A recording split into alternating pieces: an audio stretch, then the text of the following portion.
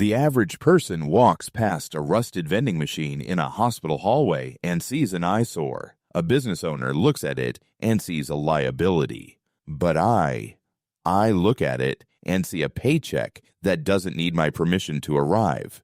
While the world is busy chasing the next big thing, the platform, the disruption, the exit, I'm over here in the corners, buying the things nobody else wants to touch.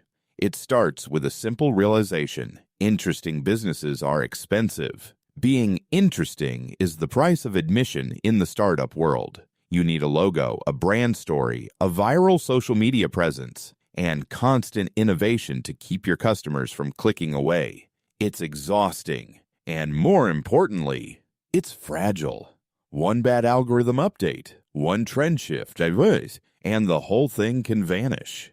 But look at the things that don't change. People will always need to wash clothes. They will always need to park their cars. They will always need industrial cleaning for their offices. These aren't just businesses. They are the plumbing of the economy. They are undisruptible, not because they are innovative, but because they are essential. I spent last Tuesday looking at a small, independent car wash in a part of town that doesn't show up in the travel guides.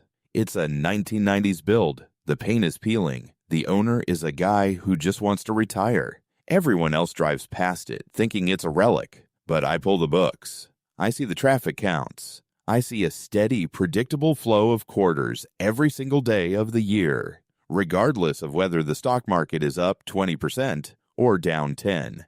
It doesn't need a mission statement. It doesn't need a LinkedIn presence. It just needs to exist. When I buy a business like that, I'm not buying a brand. I'm buying a machine that turns a basic human need into cash flow. There is a specific kind of freedom in being overlooked.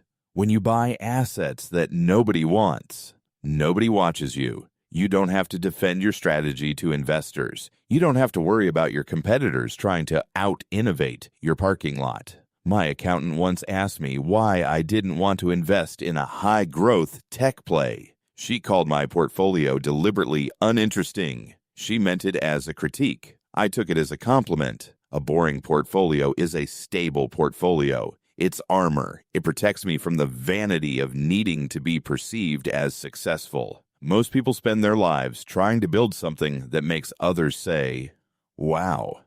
I spend my life building something that makes the bank account grow. While I'm at the hardware store buying plumbing fittings, there is no app for a coin-operated car wash. There is no disruption coming for a laundromat, and that is exactly why they are worth more than the flashiest idea in the room. The next time you see a business that looks like it's been there for 30 years doing the same thing, day in and day out, don't dismiss it. Look at the architecture. Ask yourself if it's boring enough to survive the next 10 years. Because the boring stuff, that's where the real architecture of wealth is actually built.